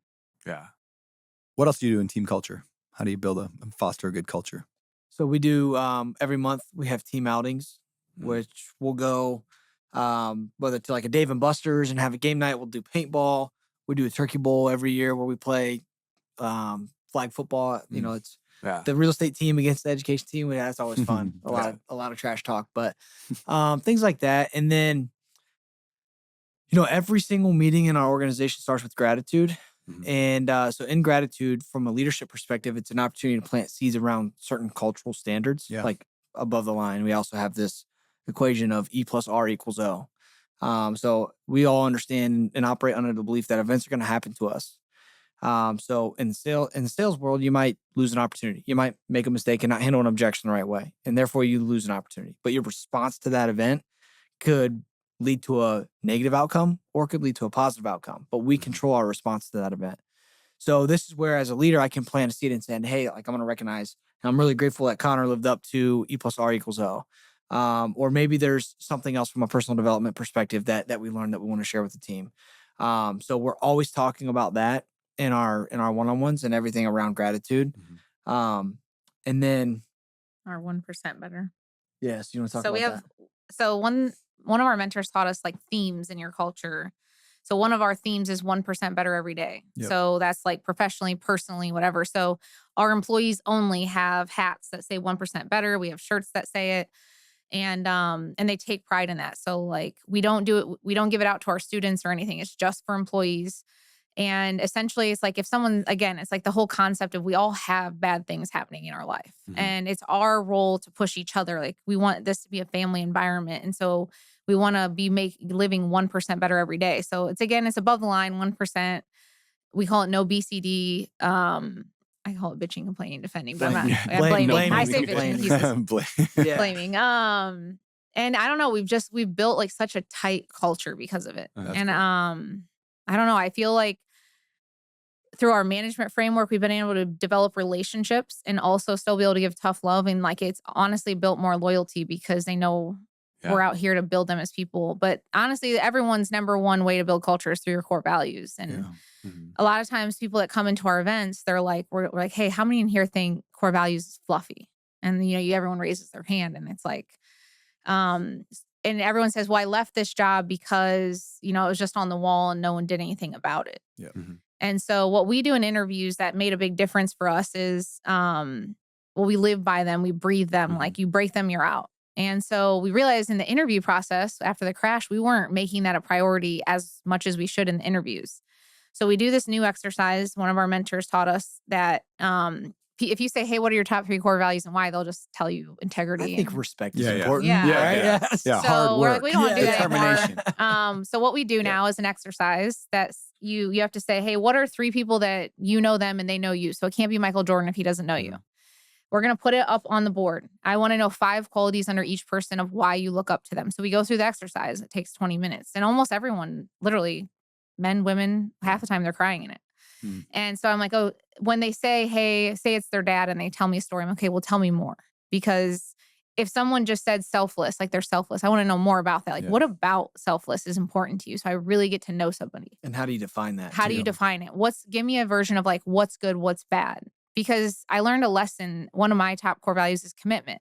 When you say you're going to do something, you do it. Yeah. And I didn't give the example of what is a good perception of commitment, what's bad. And what I realized after I hired people is some people believe in commitment as something different than what I perceive it to be. Sure. And so I need to make sure that I ask lots of clarity questions around core values because I want to make sure we're aligned on what something means. And every time we go through this exercise, people are like, damn, you actually care about me. Like I had the last 2 people I was a part of the interview, they cried in the interview. And I was like, why are you crying? And they're like, because no one's cared to like even know me like this that I'm going to work for. Yeah. And I'm like, well, I want to make sure that I want to make sure we're aligned in our values, our beliefs. Because if not, like life's not worth working with us. Then, no matter your skill set or not. And so it really gets you to understand someone deeper that way. If I were to break it down into a simple framework, it would be core values first. Go through that exercise and you can actually create your core values by going through that. Yeah, I've done that before the same way. It's perfect. I love that. It's super helpful. Yeah. And then from there, you create a theme. Okay. Now, Urban Meyer's theme is live above the line. For us, that's winning is a habit. We understand that if you have winning habits outside of the office, when you come to work, you're going to win. And that's something I experienced as an athlete, as a professional, and as an entrepreneur. Then underneath that, it's all these standards that support that theme. So core values 1, theme number 2, standards that roll off that theme, number 3, and that's our culture building playbook. That's beautiful. Awesome. I want to shift gears a little bit, go back to some tactical stuff. I hear wholesaling is illegal in Ohio. I have heard people say that. Is it not in any way? Is it a little bit? Is it frowned upon? It's totally fine to do. What about the states where they say it's... So there's a specific way in which you have to market a contract. Okay. So in Ohio, you're not allowed to market a property if you don't own it. So I can't say I have 123 Main Street. Who wants to buy this? Okay. Instead, I have to say I have a property near Main Street and it's a contract for sale. Yeah. So then they can then say, I want some more information, and then I can share that. So it's just slightly different dispositions process. You're also supposed to be licensed, a real estate agent. Okay, so you're supposed to be able to wholesale. To wholesale. In Ohio. Mm-hmm. Okay. Yeah, so Ohio has like some of the strictest wholesaling like I guess rules I've heard. I've never wholesaled. As long as you're Ohio, licensed and you're doing business ethically in the way that you should. Yeah. I mean, our broker sits on the board. The division, And, the division. And no, I mean, any contract in the state of Ohio, whether you want to wholesale a tractor or a house, is assignable. Really? How do you wholesale ethically? Like, I was gonna guess ask that same question. One of the reasons that we still walk every single house is because we don't want to renegotiate contracts. I've just seen so many people their lives destroyed where they get a offer over the phone, they accept it, they think that they're going to get $200,000, they go and put a down payment on another house or a down payment on a rental that they're going to move into. They move all of their stuff. The day of closing, that person comes and renegotiates the contract $50,000. There's two things that go into this. One, you have to have a clearly defined process, and I'll explain what that process looks like. And then two, you have to set proper expectations. So for us, we have an inspection contingency, and we make a decision by the end of that inspection. We are never showing up to closing saying, oh, whoops, sorry, I know you already moved out, but here's the new price. We're not going to do that. And ethically, that's not even right. Are you pretty clear? Like this inspection contingency, I'll give you the script if you want. I'm just, there's so many people that do it wrong that has hurt people. Obviously, I don't think those people are in business for long. But yeah, I'm interested how you do it. So going back to the process, after acquisitions puts it in contract, they're already saying that we have an inspection contingency. Now, when it goes over to the transaction coordinator on the first conversation is saying, don't put down a rental deposit. Don't buy a house right now until we finish our inspection. And I give you the 100% green light. We're moving forward. Gotcha. Yeah. So our TC seller intro script sets super clear expectations. So, hey, this is Tiffany with Heels Homes. How are you? Build some rapport. I want to walk you through the process. Is that okay? And before she even makes that call, we send a branded packet. So in acquisitions, we send a branded packet on the front end of a call. So it's like a 15-page packet. It has a letter from the owners, before and afters, frequently asked questions, and it looks super branded and professional. We lock up the house. We have a 21-day minimum inspection period as company policy, 30-day minimum close. In essentially the big picture here is week 1, we're going to do our inspection. Week 2, we're going to market the property. Week 3, we're either going to sell it or it's not going to work due to inspection. Now, our acquisition members in their onboarding is trained how to flip. And so a big mistake I think a lot of people make in the industry is that acquisition managers don't know how to lock it up right because they don't even know how to build a scope of work. Our acquisition members are trained how to flip a house in the first week of onboarding. So they can do a full-blown scope of work over the phone through the right questions. So the only way we would ever renegotiate is if a seller lied to us. Gotcha. And that makes it easy. Hey, you told me the roof was brand new and it's 25 years old. So, anyway, so when she's setting expectations, she'll say, hey, I'm going to walk you through the process. First, we're going to schedule an inspection. We typically are sending someone out from our team. They're going to be taking photos, filling out an inspection report. Our GC also sends somebody out. So you'll have 2 people there and we walk them through what that looks like. Now, what happens is once we get that report, we send our GC back through, which is if we have any, like, let's say that there's an inch crack in the basement or whatever. And so we say, hey, we need to get back through the property. And sometimes they'll say, well, why do you have to go a second time? And typically ever since COVID, this wasn't really a thing before COVID, but when COVID happened and people didn't want to work after that, our GC's like, no, I am not wasting time. Like the actual decision maker who builds the scope at the property, a project manager is. He comes through and has to quote anything that's like big. So whether he needs to take a subcontractor out or whatever to finalize decision making. If we are wholesaling it, that is the time. And if we're going to take a buyer through or whatever. But here's the thing. When you take an inspector out, a licensed inspector and the GC on the first walkthrough, here, legitimate buyers, rehabbers can also make decisions on that. You know, so we have the tools and resources for them to make a decision on it. When you guys are like walking people through buyers, is your dispo manager doing that? Or are you guys just putting on a lockbox and setting up a time when they can go walk it? How does that work? So there's 2 different ways in which we do it, depending upon if it's occupied or not. If it's occupied, we take 3 curb offers based on the inspection report, and we take the 3 highest offers. Okay. We're not going to do a massive open house. Now, if it's vacant, we'll throw a lockbox on there and we'll get everyone through that we can. So that's why it's so important that we do the proper due diligence on the front end, have that licensed inspector report, because for the most part, we get offers that are sight unseen because they got the photos, they've got the inspection report, they know the age of the roof, they know the age of the furnace, and all of those things. Yeah, yeah. So if you're shopping a property to me, you're sending the license inspection report, exactly. so I can make a decision just based off of that. That's Yes. awesome. Yeah, I love that. Yeah. How many are you flipping versus wholesaling on average then? So in the first 2 quarters of this year, it was about 60% of our contracts were flips and 40% were wholesales. Quarter 3, that shifted.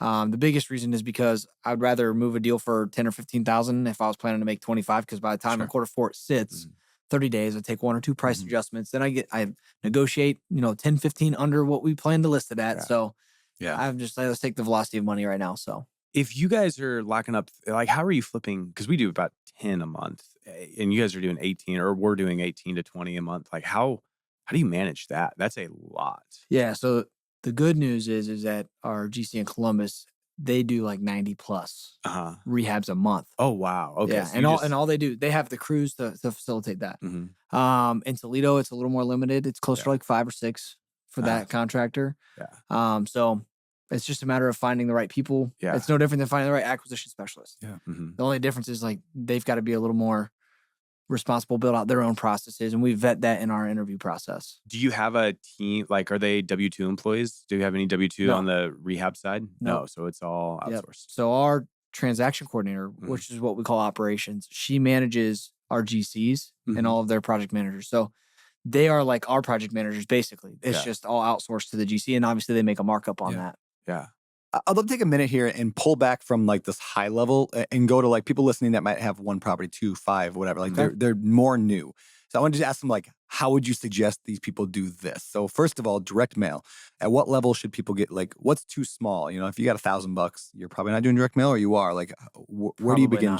Yeah. So what would you do if you're just getting started, or you're earlier in your career? You don't have a ton of cash. How do you get deals? We'll start with deals. We'll talk about money. We can talk about operations. But so the way that we started was we were handwriting the letters ourselves. Yep. So that's always an option. You can always pick up the phone and call people. And something else that we also did is we door knocked. Whenever I went and ran an appointment, at that point in time, I would go 10 houses to the left, 10 houses to the right.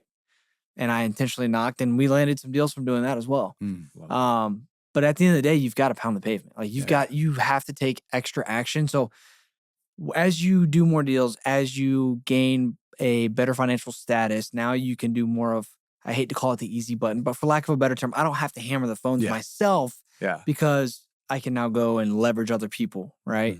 But when you're just getting started, you don't have that luxury. So you have to be the one who's taking the massive action. Yeah, I would say the biggest thing I would recommend to newer people is they've got to master the sales process. Yeah.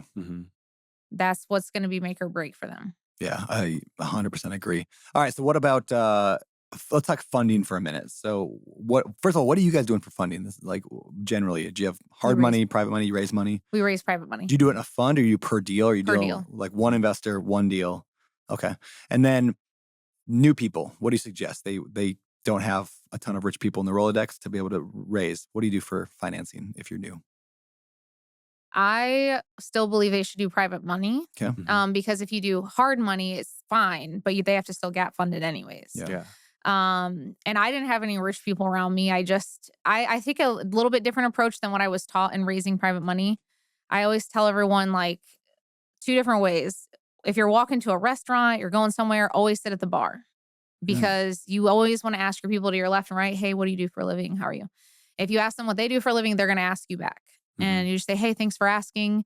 I buy houses at a 30 to 50% discount to the market. I raise money from people just like me and you. They act as the bank, hold a mortgage against the property, make double-digit returns.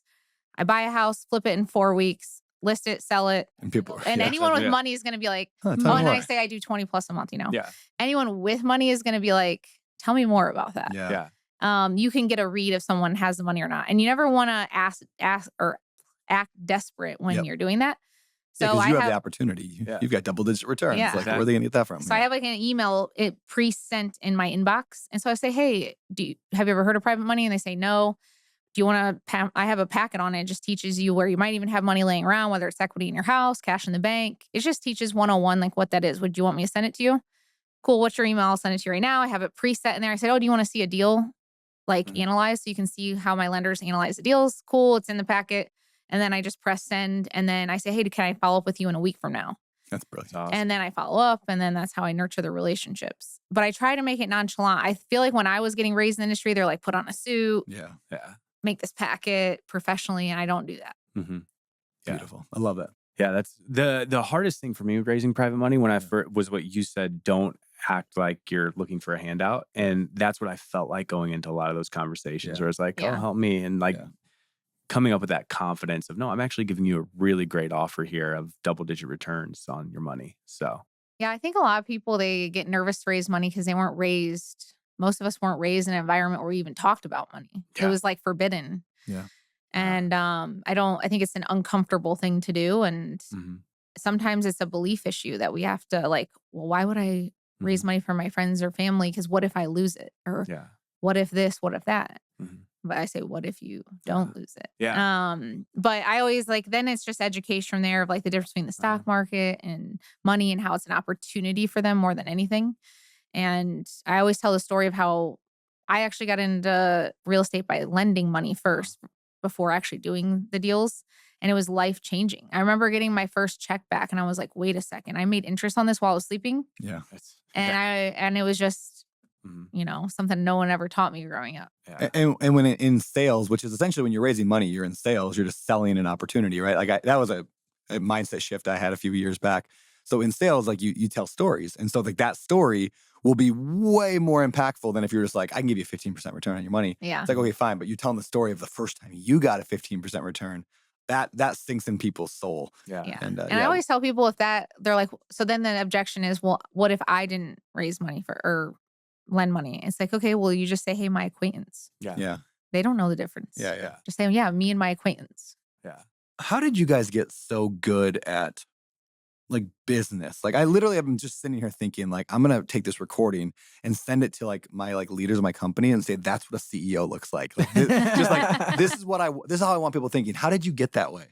I get asked that. I remember. I'm going to speak for you. I'm going to say it's the corporate experience that you had. I mean, having the one, knowing what good onboarding looks like, ongoing training, understanding what a management framework is, understanding how to reverse engineer, right? Yeah. And then read reports and benchmark it against that plan and then optimizing from there. Like that's the stuff that people don't talk about in real estate. Yeah. They talk about doing a all deal. From your corporate experience? Yeah. I mean, I think though, at the end of the day, it all comes down to one thing, and that's being willing to develop people. Like I don't do anything that we're talking about. Yeah. I work on the business people, every day. And people do that. Yeah. And all of my executives in all companies, I mean, I develop them. My goal is to make them as most wealthy and successful as I ever could. And as long as that's my focus, I can make a much bigger impact than if I were trying to step in and do everything myself. And so I think that every day I wake up and I'm like, well, wait, why did I have to step in and do that? It's because I take responsibility for that. I'm the one that didn't develop the training that now you can't replicate it. And so now putting people in executive seats and leadership is a different skill set than your front line. But at the end of the day, you have to take extreme ownership on if they're not performing, it's 99% chance it's a leadership problem. Yeah. Huge. That's so good. All right. Well, we can talk about this stuff all day long, but I want to move us over to the 3, 2, 1 pivot. Sound good? Let's do it. All right. So this is the part of the show where we go through some things that have made an impact in your life in the positive direction. So 3 books. What is it? 3 books, two people, and 1 quote. So let's start with the books. You can do them together. You can each have your own 3. I wrote this down. So however you're prepared for this. So 3 books that pivoted the direction of your life. I'll kick this off. 21 Irrefutable Laws of Leadership by John C. Maxwell. During the crash, we recognized and looked in the mirror and said, our lack of being good leaders was the result of this. And so when we went to go rebuild it, I leaned in heavily on that. And so much more from a leadership perspective became crystal clear to me on where we went wrong and what we had to fix. I'm going to give that book another shot because I have it and I read it like 15 years ago. Or like I read like half it and I was like, it doesn't apply to me. And I put it down. Yeah. I saw it on my shelf the other day. I was like, yeah. And the fact that you just said that and I just saw it on my shelf, I'm like, that's good confirmation. I need to reread that one. Yeah. Okay. We do a lot of our principles on that book, I feel like. 100%. Yeah. Spin selling is another one. Yeah. I like that one. So the biggest thing from that, the biggest takeaways was they went in a research group trying to find the perfect sales process. listened to, in-person appointments, call recordings, everything. And the biggest takeaway I had from that, being an engineer in the past, I always thought that sales was a high pressure. Like I have to pressure you into a decision because that was the experiences that I had. Yep. But in that book, it talks about that the better sales process is actually doing the exact opposite. Yeah. Right? How do you relieve the pressure and really set the stage for open and honest communication? And that's really how you build trust. So that was pivotal for us in instilling a sales process in our businesses. And then the last one was The Game of Life and How to Play It by Florence, Scovel, You guys Shinn. ever listen to that? No. Oh, it's about only a law of 2-hour attraction. listen. Okay. And you need to, it's on YouTube. What's really cool is a lot of times when people talk about law of attraction, I'm a faith-based man. So a lot of times people kind of like, they either love it or hate it, depending upon the two, right? This takes both of them and marries it. And I think it's really cool, a really cool perspective on both of them. Very cool. Yeah. What about you? One was Outwitting the Devil. Yeah. Have you listened to that? Napoleon Hill, Yeah. right? Yep. Yeah. And it was an eye-opener to me to see how the devil comes in our life. And it now makes me think every day when I'm like, he's in the school system, he instills fear and anxiety and how he takes over your thoughts. And it made me more self-aware now. So when like I have certain thoughts or I have anxiety, I'm like, okay, I just need to lean into God because that's him like coming after me. Traffic Secrets was pivotal for me because so good. I remember after the crash, I was like, my mentor's like, a lot more people are going through what you went through. And I was so embarrassed to even talk about it for 2 years. And then he was like, you should share your story. I think more people are feeling your seat. And I said, well, I don't know how to do that. So Traffic Secrets, I just listened to exactly what it said. It said post and do this on Instagram and do this on Facebook. And ultimately it's how I shared my story. And then that's Russell Brunson, right? Yeah. And then Winning by Tim Grover. Yeah, that's a great one. It's, the 3 people, you're either a cooler, a closer, or a cleaner. Coolers are like not driven. They need to have like a check the box process. Closers, they practice and they're driven, but if a curveball's thrown at them, they don't know how to problem solve. A cleaner, it has a relentless pursuit of excellence. And so they're always like, I don't care. I'm not stopping until I have the answer. And I bring that into the business world. So like when I see people have to check the box, and if it's out of it, I'm like, okay, you're a cooler. If you can problem solve and you can still win, right? Being a closer. But when something comes at them, they're like, they need help solving the problem. But cleaners are the strategic leaders. They're like, there's going to be a solution. I just have to figure it out. I love that. Awesome. Amazing. Who are 2 pivot people that have changed the direction of your life? My father, first and foremost. I didn't grow up in like the perfect or best financial situation. A lot of times we were living paycheck to paycheck, but my parents always found a way to make things make ends meet. And even during those times, my father was always extremely positive, but also worked his ass off. So I saw what it truly means to work hard, but also how important it is to keep a positive mindset, because you can get lost in the pressure, the anxiety, the stress. But I mean, we all have one life, right? To me, it doesn't make sense to soak in that. To me, what I learned from him is take it for what it is, learn from it, and move on and find a solution, right? And that was the biggest things for my father. Now, the second person is Coach Campbell, Matt Campbell, he was my coach at Toledo. He's now at Iowa State. By the way, I think they're 7-0 for the first time. Is he the head coach there? Yeah, he's the head coach there. They're 7-0 for the first time since like 1920s or something like that. Yeah, which is crazy. But won a few championships with him. Got to see what like true leadership was. I model a lot of my leadership style after him. Got to thoroughly understand what a championship culture is. And what it's like to be a champion. And a lot of what we do in business has stemmed from my experience with him as head coach and as a leader. So very cool. Yeah. So I have a real dad and my stepdad. And my stepdad came into my life when I was like 3.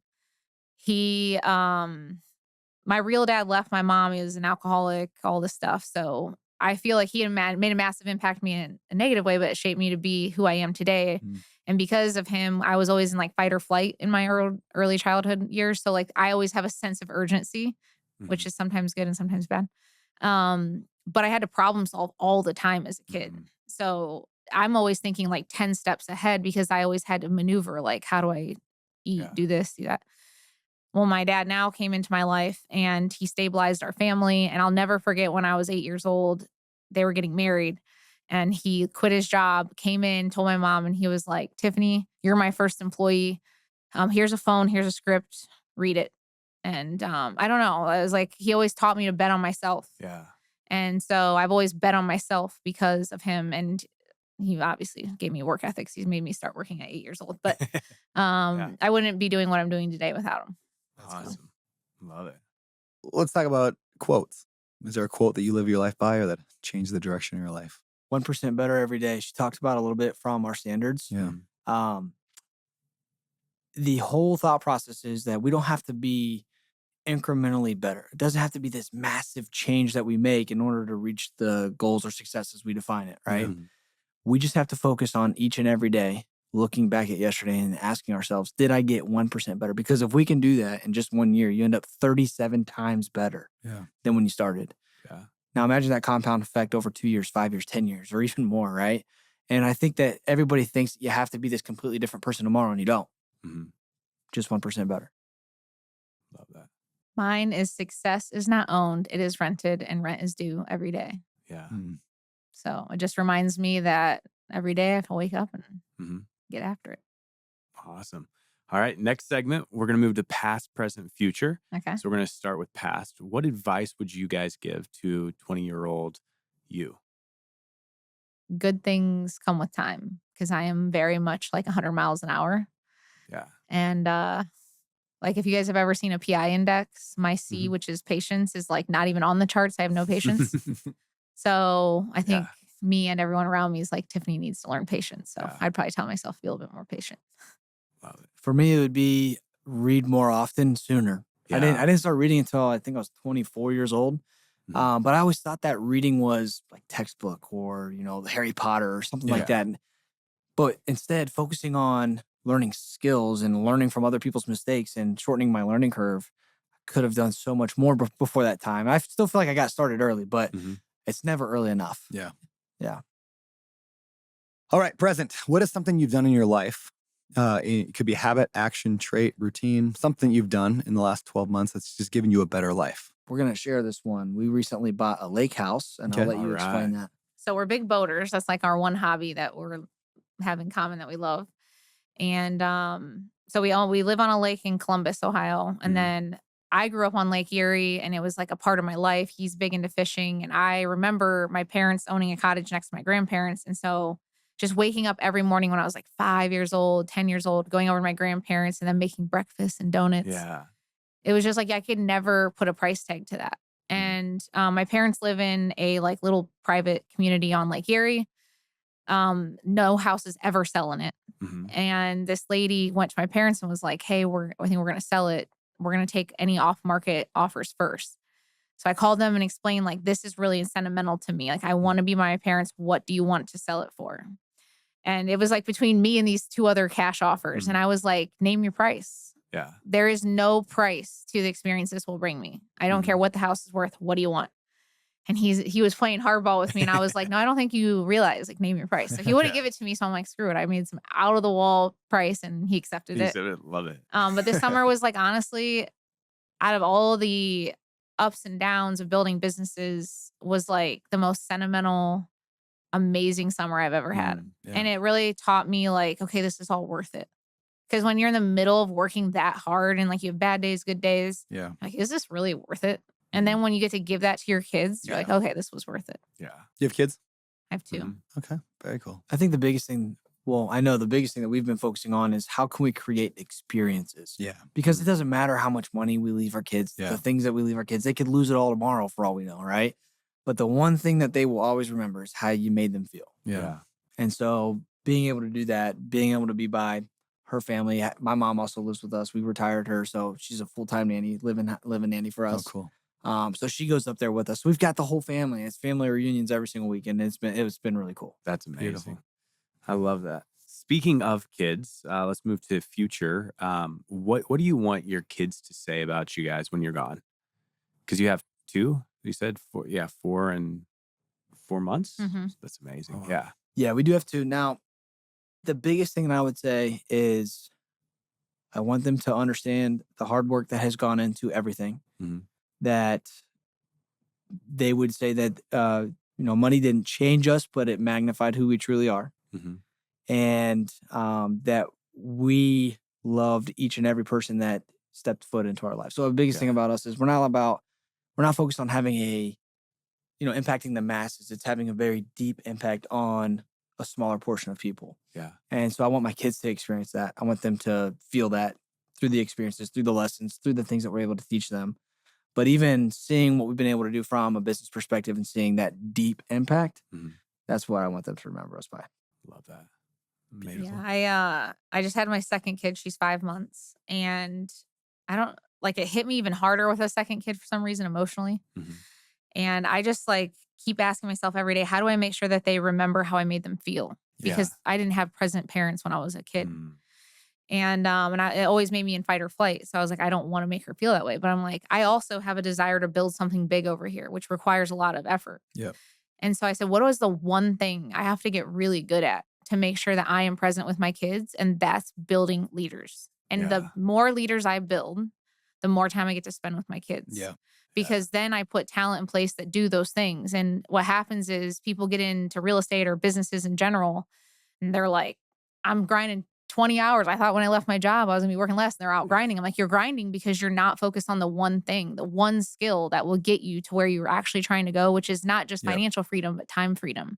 And that's building other people. Yeah. So I always say the difference in a manager and a leader. A manager, is in the day-to-day, they're grinding it out with people. But if you focus on becoming that leader who builds other people, then Perfect. It's amazing. Beautiful. All right, let's wrap things up here. Final 2 questions. First of all, what are you excited about in your life? What's coming up? Do you have a book? Is that what I hear? There's a book or something? Oh, no. That's an ebook.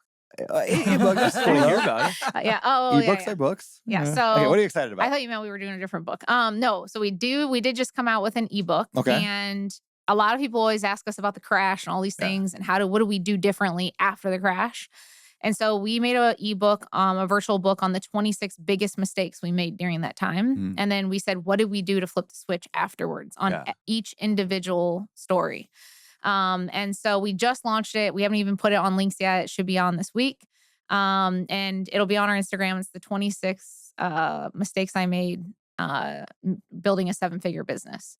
So if you're like a 1 to 5 man show or whatever, and you want to learn all those crazy mistakes I made, then maybe you just get on your Instagram. What's your Instagram? It's at Tiffany High Official. Okay. And his is at Josh High Official. Well, that's kind of your last question. Yeah, that was where can people find you? So where can people find you? Yes. Anywhere else? Website? Where do you want people to go follow you, learn more about you? So we have a website. We have tiffanyandjoshhigh.com and resultsdrivenrei.com. Okay. But I would say follow us on social media because we pump out tons of free advice and content. Our ebook, we do a lot free there. So I think you can learn a lot just by following us. Perfect. Hey, you guys are amazing. Thank you so much for joining us today. This is fun. Thanks for having us. We had a blast. 4-way fist bump to end it. Boom. Boom. And that, my friends, is the show. Thank you for tuning in. And hey, before you go, if you enjoyed this episode or if you just enjoy the show in general, please consider leaving us a rating and review wherever you listen to podcasts. We really do value your feedback, and we read the comments. We make future decisions about topics and guests and everything else. Plus, it helps us reach more people, and the more reviews we get, the more people hear it and watch the show and share it, and it's awesome. Last but not least, please head over to social media. Consider befriending me, following me, subscribing to all that stuff at Better Life and my personal page at Beardy Brandon, especially over on Instagram, YouTube, and really everywhere else. So thank you again for listening. I'm honored that you would bring me along on your journey toward building wealth through real estate investing without losing your soul. Now, this show is about living a better life, but if you want my opinion on what it takes to live the best life ever, just go to abetterlife.com/best life to hear some of my views on life and spirituality. I think you'll like it. abetterlife.com/best life. With that said, thanks for listening to the show. We'll see you next week.